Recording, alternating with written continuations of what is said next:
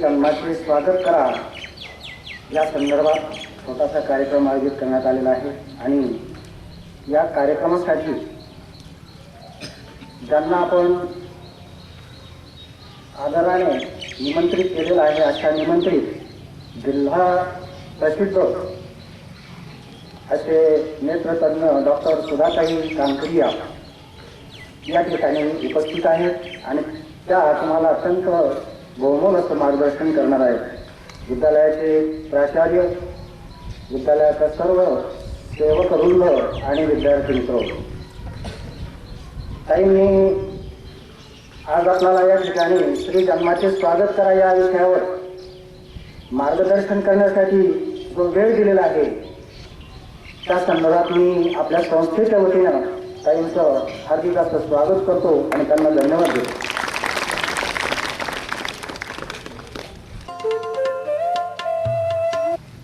तो मंत्र असेल तर ती पूजा आहे, ती आरती असेल तर तो प्रसाद आहे।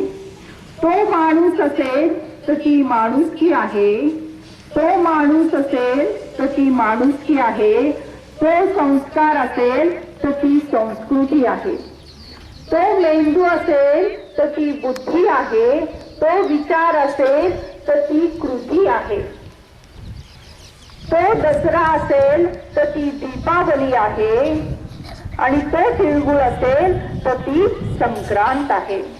मंत्र म्हटल्याशिवाय पूजा पूर्ण होत नाही, आरती झाल्याशिवाय प्रसाद मिळत नाही, मेंदूमध्ये आवश्यक आहे बुद्धी, विचार केल्यानंतरच घडते एखादी कृती, दसऱ्यानंतर येते दीपावली आणि संक्रांतीचा सण तिळगुळ दिया घेतल्या वाचून साजरा होऊ शकत नाही।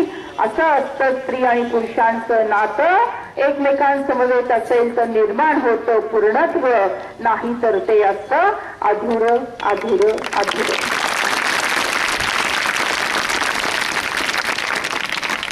त्या 11 कलमी कृती कार्यक्रमामधले 3 कलम हे तुमच्याशी संबंधित आहेत।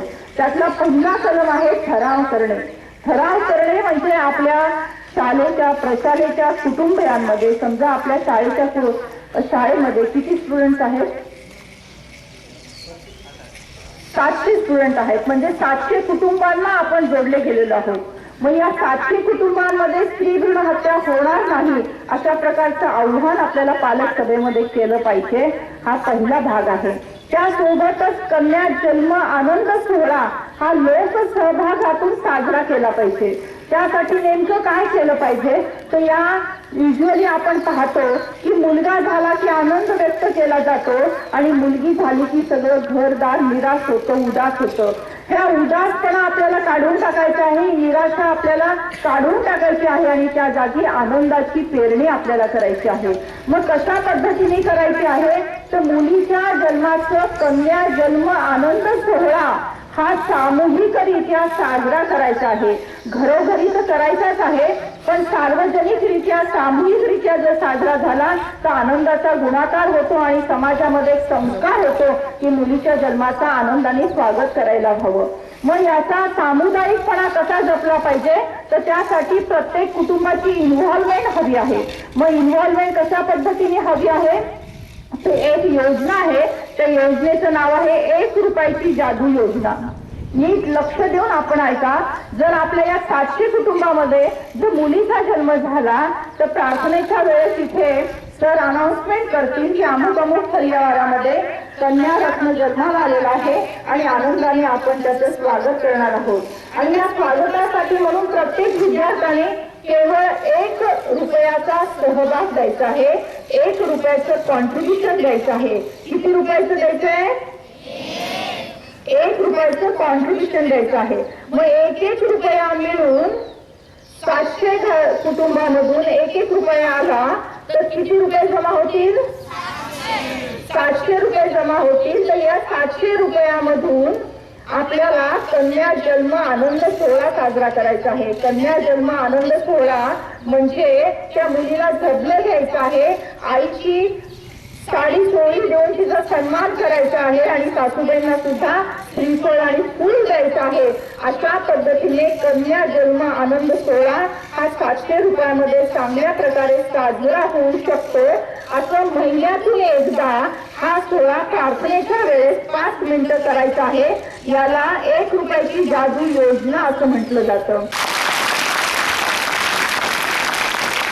हा 1 रुपयाची जादू योजना ठराव मंजूर करायचा आहे का? हात वर करा ज्यांना करायचं त्यांनी. Very good. प्रत्येकाचा हात. गुरुजन वर्ग आहे. सगळ्यांच्या हात वर आले. जोरदार टाळ्यांनी आपण या ठरावाचं स्वागत करत आहोत. श्री जन्माचे स्वागत करा ठराव. मुलींची गर्भातच हत्या होते हे ऐकून वाचून पाहून खूप दुःख होते. पण आता केवळ दुःख करून चालणार नाही. उपाय योजना करण्याची आवश्यकता आहे. म्हणूनच आम्ही श्री जन्माचे स्वागत करा व बेटी बचाओ चळवळीच्या प्रणेत्या डॉक्टर सुधा कांकरिया यांना मार्गदर्शन करण्यासाठी निमंत्रित केले. त्यांनी 11 कलमी कृती कार्यक्रम समजावून सांगितला. त्यात सहभागी होत आम्ही असा ठराव घेत आहोत की आमच्या श्रीगोंदा माध्यमिक व उच्च माध्यमिक विद्यालय श्रीगोंदाच्या विद्यार्थी विद्यार्थिनीच्या कुटुंबियामध्ये एकही स्त्री भ्रूण हत्या होणार नाही आणि प्रत्येक स्त्रीचा जन्म कन्या जन्म आनंद सोहळ्याने साजरा करू असा ठराव सर्वानुमते मंजूर करीत आहोत. धन्यवाद. या ठिकाणी विद्यालयाचे प्राचार्य जामदार सर डॉक्टर सुधा कांकरिया यांना ठरावाची प्रत देत आहेत. डोळे बंद करून भारत मातेचं चित्र आपल्या डोळ्यासमोर आणायचं आहे. सगळ्यांची डोळे अलगद बंद आहेत आणि भारत मातेचं चित्र सर्वांनी आपल्या डोळ्यासमोर आणलेलं आहे. आणि माझ्या पाठीमागे उंच आवाजामध्ये ही शपथ आपल्याला घ्यायची आहे. भारत माझा देश आहे. सारे भारतीय माझे बांधव आहेत. माझ्या या देशात स्त्री पुरुष समानता नांदावी यासाठी मी सदैव प्रयत्न करेन. स्त्री एक महान शक्ती आहे. ती अनंत काळची माता आहे. मुलगा वंशाचा दिवा असेल तर मुलगी वंशाची पणती आहे. तिचा आदर सन्मान मनापासून करणे हे माझे कर्तव्य आहे. भविष्यात मी हुंडा देणार नाही. मी हुंडा घेणार नाही. मी स्त्री भ्रूण हत्या करणार नाही. करू देणार नाही. मी स्त्री जन्माचे स्वागत करेन. त्याविषयी जनजागृती करेन. अशी शपथ सर्वांच्या साक्षीने आम्ही घेत आहोत. हात खाली घ्यायचा आणि भारत मातेचा जय जयकार हात उंच करून उंच आवाजात करायचे.